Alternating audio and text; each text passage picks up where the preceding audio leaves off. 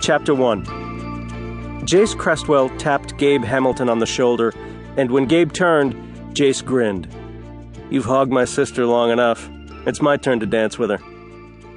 Gabe didn't look happy with the interruption. He and Mia had been solidly glued to one another for the past hour, but he grudgingly took a step back, and Mia smiled radiantly as Jace took Gabe's place. The entire ballroom of the Bentley Hotel was decorated for Christmas, a nod to the fact that above all else, Mia loved Christmas, and it was also a well-known fact that Gabe would do damn near anything to make his new fiancée happy. And, well, Gabe moved fast when he wanted something, if nothing else. He'd started planning the engagement party the moment he got his ring on Mia's finger, almost as if he were afraid she'd change her mind unless he got the ball rolling immediately. It was pretty funny to see his friend in knots over a woman. The fact that the woman in question was Jace's sister was a little weird, but Mia was happy, and that was all he could ask for. "Are you enjoying yourself, baby girl?" Jace asked as he turned her around on the dance floor. Her entire face lit up. "It's fantastic, Jace. The whole thing.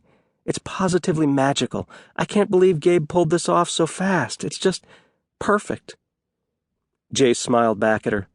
"I'm glad you're happy. Gabe will be good to you or I'll kick his ass. I already made that clear." Her eyes narrowed. "If he isn't good to me, it's not you he has to worry about. I'll be the one kicking his ass." Jace threw back his head and laughed. "That I have no doubt about. You made him work for it. I gotta admire that." Mia's face became somber, and Jace frowned, wondering what could have possibly made her so serious on a night she should be over the moon. "I know you gave up a lot for me," she said in a quiet voice.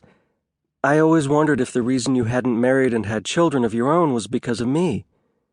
He stared at her like she'd lost her mind. "Maybe now you can stop worrying about me so much, and, "No, I don't know," he said. Then he shook his head. "You're a nut, Mia. First of all, just because you're getting married doesn't mean I'm going to stop worrying about you and looking out for you. That's just fact, so get over it.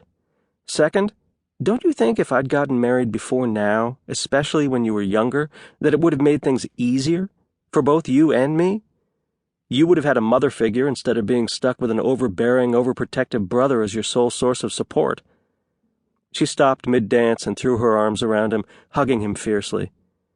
"I don't regret a single thing about the way you raised me, Jace. Not a thing.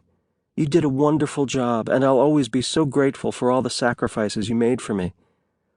He hugged her back, still shaking his head. Nut. Total nut. She was aglow with happiness over her impending marriage to Gabe, and now she wanted everyone she cared about wrapped up in that same glow. God help him.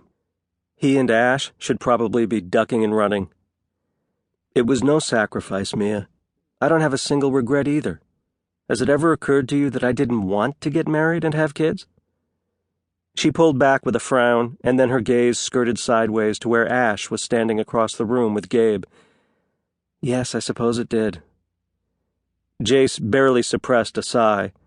It was obvious Mia had a very good idea of his and Ash's sexual proclivities when it came to having threesomes with the same woman. It wasn't exactly something a brother wanted his sister to know about his sex life, but there it was.